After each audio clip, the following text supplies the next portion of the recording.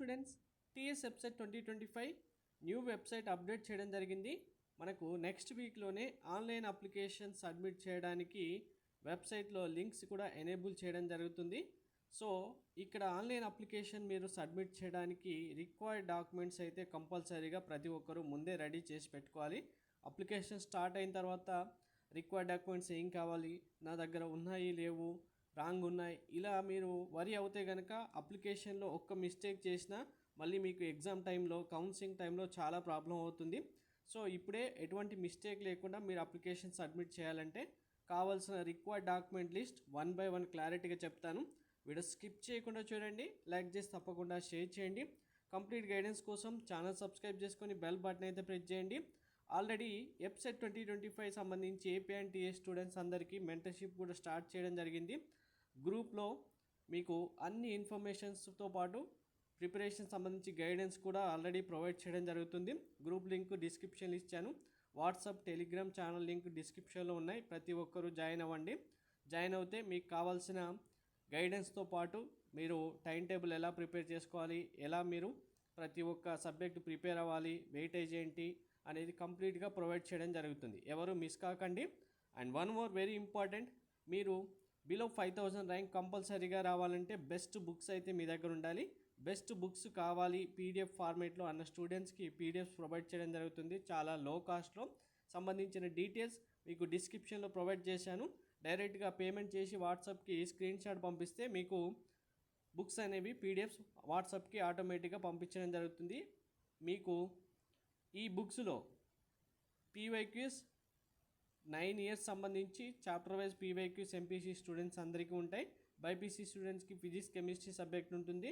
Biology అయితే papers with answers ఉంటాయి. And ఈ పీవైక్యూస్ బెస్ట్ బుక్స్ పర్చేజ్ చేసిన స్టూడెంట్స్కి మీకు హ్యాండ్ నోట్ బుక్స్ పీడిఎఫ్స్ ఫ్రీగా ప్రొవైడ్ చేయడం జరుగుతుంది. హ్యాండ్ నోట్ బుక్ ప్రిపేర్ అవుతూ పీవైక్యూస్ ప్రాక్టీస్ చేస్తే బిలో 5000 ర్యాంక్ షూర్గా రావడం జరుగుతుంది. సో ఇక్కడ కావాల్సిన డాక్యుమెంట్ లిస్ట్లో 1 by 1 చెప్తాను. ప్రతి ఒక్కరూ ఇందులో మనకు 3 types ఉంటాయి. కంపల్సరీగా మీరు డాక్యుమెంట్స్ అప్లోడ్ చేయాల్సిన డాక్యుమెంట్ ఉంటుంది. కొన్ని ఓన్లీ డీటెయిల్స్ ఇస్తే మాత్రమే సరిపోతుంది. కొన్ని ఇప్పుడు కంపల్సరీగా అవసరం లేనివి కానీ కౌన్సిలింగ్ టైంలో అప్పటి వరకు కావాల్సినవి కూడా ఉన్నాయి. అవేంటి అనేది క్లారిటీగా వినండి 1 by 1. First one, ration card. మీకు రేషన్ కార్డు ఉంటే డీటెయిల్స్ ఇవ్వండి. రేషన్ కార్డు డీటెయిల్స్ ఇచ్చినా ఇవ్వకపోయినా ఫీ రింబర్స్మెంట్కి ఎగ్జామ్కి ఎటువంటి ప్రాబ్లం ఉండదు. సో రేషన్ కార్డ్ అనేది మ్యాండేటరీ అయితే కాదు. Second one, Aadhaar card. Very very important, compulsory Aadhaar card ఉండాలి. ఈ ఆధార్ కార్డు కూడా మీకు 10th క్లాస్ మెమోలో మీ యొక్క నేమ్ ఎలా అయితే ఉంటుందో, డేట్ ఆఫ్ బర్త్ ఏదైతే ఉంటుందో అది కంపల్సరీగా మ్యాచ్ అవ్వాలి. ఇన్ కేస్ మీ ఆధార్ కార్డులో ఇప్పుడు మీ నేమ్, డేట్ ఆఫ్ బర్త్ తప్పుగా ఉంటే కనుక అప్డేట్ చేసుకోండి. Present online application form fill చేస్తున్న టైంలో మీ ఆధార్ కార్డ్ నెంబర్ ఇస్తే సరిపోతుంది. మీకు అప్డేట్ చేసిన ఆధార్ కార్డ్ అనేది ఎగ్జామ్ టైం వరకు వస్తుంది కాబట్టి అప్పుడు ఏ ప్రాబ్లం ఉండదు. Third one, SSC memo. మీకు 10th class memo details enter చేయాల్సి ఉంటుంది. 10th class memo xerox copy కంపల్సరీగా మీ దగ్గర ఉంటుంది, చూసుకోండి. జిరాక్స్ కూడా మీ దగ్గర లేదంటే ఇంటర్మీడియట్ కాలేజీలో 10th క్లాస్ జిరాక్స్ ఇవ్వమని చెప్పండి. ఇప్పుడు వర్జన్స్ అడిగితే మాత్రం ఇవ్వరు, రిజల్ట్స్ వచ్చేంతవరకు కాబట్టి. Next, inter second year hall ticket or it's equivalent hall ticket. ఇక్కడ చాలామంది స్టూడెంట్స్ మిస్టేక్ చేస్తున్నారు. Inter second year hall ticket number enter చేయమంటే కొంతమంది first year hall ticket number enter చేసి అప్లికేషన్ సబ్మిట్ చేస్తున్నారు. అలా చేస్తే మీకు ప్రాబ్లం అవుతుంది. మీరు ఆల్రెడీ ఇప్పుడు ఐపీఈ ఎగ్జామ్ సంబంధించి ప్రాక్టికల్ హాల్ టికెట్స్ వచ్చాయి కదా. ప్రాక్టికల్ హాల్ టికెట్స్తో మీకు ఏదైతే నెంబర్ ఉందో ఇదే నెంబరు మీకు థియరీ ఎగ్జామ్స్ కూడా రావడం జరుగుతుంది. ప్రాక్టికల్స్ ఎగ్జామ్కైనా థియరీ ఎగ్జామ్కైనా సేమ్ హాల్ టికెట్ నెంబర్ ఉంటుంది. ఇదే హాల్ టికెట్ నెంబర్ మీకు థియరీ హాల్ టికెట్ రాకముందు కూడా అప్లికేషన్ ఫామ్ సబ్మిట్ చేయొచ్చు. Next fifth one, 6th class నుంచి మీరు ఇంటర్మీడియట్ సెకండ్ ఇయర్ వరకు లాస్ట్ 7 years ఏ ప్లేసెస్లో, ఏ డిస్టిక్, ఏ ప్లేస్లో చదివారనేది స్టడీ ప్లేసెస్ అన్నీ కంపల్సరీగా ఎంటర్ చేయాలి 1 by 1. 6th class A district చదివారు, 7th క్లాస్ ఎక్కడ చదివారు, 8th, 9th, 10th, 11th, 12th ఇలా ప్రతి క్లాస్కి సంబంధించి ఏ డిస్టిక్లో ఏ ప్లేస్లో చదివారనేది డీటెయిల్స్ ఎంటర్ చేయాలి. Next, caste certificate very important. మీరు ఎస్సీ, ఎస్టీ, బీసీలో ఏబిసిడిఈ ఏ క్యాస్ట్కి సంబంధించిన స్టూడెంట్స్ అయితే మీ దగ్గర ఆ క్యాస్ట్ సర్టిఫికేట్ ఉండాలి. అప్పుడే మీకు రిజర్వేషన్ అప్లికేబుల్ అవుతుంది. క్యాస్ట్ సర్టిఫికేట్ ఓల్డ్ది ఉన్నా ప్రాబ్లం లేదు. ఇప్పుడైతే మీ దగ్గర ఓల్డ్ క్యాస్ట్ సర్టిఫికేట్ ఉన్నా దాన్ని అప్లికేబుల్ అవుతుంది, ప్రాబ్లం లేదు. Next very important, fee reimbursement రావాలి అన్న స్టూడెంట్స్కి కంపల్సరీగా మీకు ఇన్కమ్ సర్టిఫికేట్ అయితే ఉండాల్సి ఉంటుంది. ఈ ఇన్కమ్ సర్టిఫికేట్ కూడా ఇప్పుడు ఏంటంటే అప్లికేషన్ ఫిల్ చేసే టైంలో మీరు బిలో 1 lakh ఇన్కమ్ ఉందా, మీకు ఏం ఆప్షన్స్ ఉంటాయంటే బిలో 1 lakh ఇన్కమ్ ఉందా, లేదు 1 lakh టు 2.5 lakhs ఇన్కమా, ఎబోవ్ 2.5 lakhs ఇన్కమా, ఇలా ఆప్షన్స్ ఉంటాయి.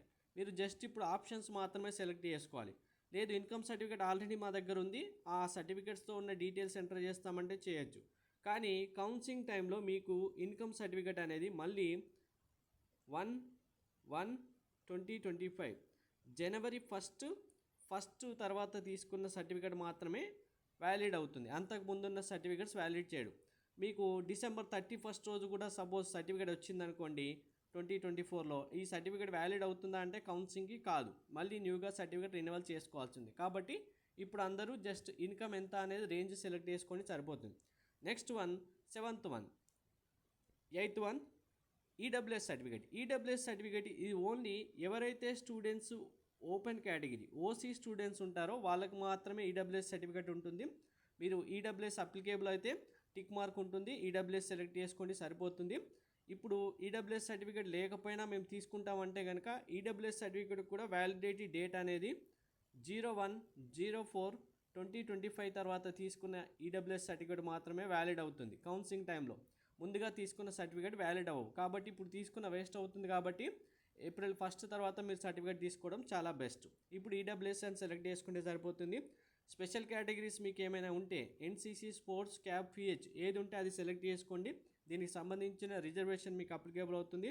మీరు కనుక ముస్లిం మైనారిటీ, క్రిస్టియన్ మైనారిటీ స్టూడెంట్స్ అయితే మీ 10th టీసీలో ముస్లిం మైనారిటీ అని మెన్షన్ చేసి ఉండాలి, క్రిస్టియన్ మైనారిటీ మెన్షన్ చేసి ఉండాలి.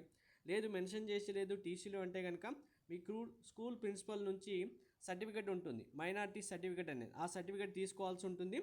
మీకు అప్లికేషన్ ఫిల్ చేస్తున్న టైంలో వెరీ ఇంపార్టెంట్, మీ ఫోటో కానీ సైన్ కానీ రాకపోతే, మీరు ఒకవేళ రాని స్టూడెంట్స్ ఆటోమేటిక్గా డిస్ప్లే రాలేదంటే స్కాన్ చేసిన photo, passport size photo and me signature upload చేయాల్సి ఉంటుంది. సిగ్నేచర్ అనేది మీరు ఏదైతే ఇప్పుడు సిగ్నేచర్ చేస్తారో మళ్ళీ వెబ్సైట్ ఎగ్జామ్ రాసే రోజు అదే సైన్ అప్లోడ్ చేయాల్సి ఉంటుంది. కాబట్టి ఇక్కడ వేరే వాళ్ళ సైన్ పెట్టేసి అప్లోడ్ చేస్తామంటే కుదరదు. ఒకవేళ సైన్ ఫోటో ఆటోమేటిక్గా డిస్ప్లే రాలేదు అంటే మీరు అప్లోడ్ చేయాల్సి ఉంటుంది. అప్లోడ్ చేసే టైంలో పాస్పోర్ట్ సైజ్ ఫోటో స్కాన్ చేసి అప్లోడ్ చేయాలి. సిగ్నేచర్ కూడా ఏదైతే సిగ్నేచర్ చేస్తారో ఎగ్జామినేషన్ హాల్లో మళ్ళీ అదే సిగ్నేచర్ యాజ్ టీజ్గా చేయాలి. దాంట్లో డిఫరెన్స్ ఉంటే మళ్ళీ ఆబ్జెక్షన్ చెప్తారు. ఇవి కావాల్సిన డాక్యుమెంట్స్ ప్రతి ఒక్కరూ రెడీ చేసి పెట్టుకోండి. Thank you.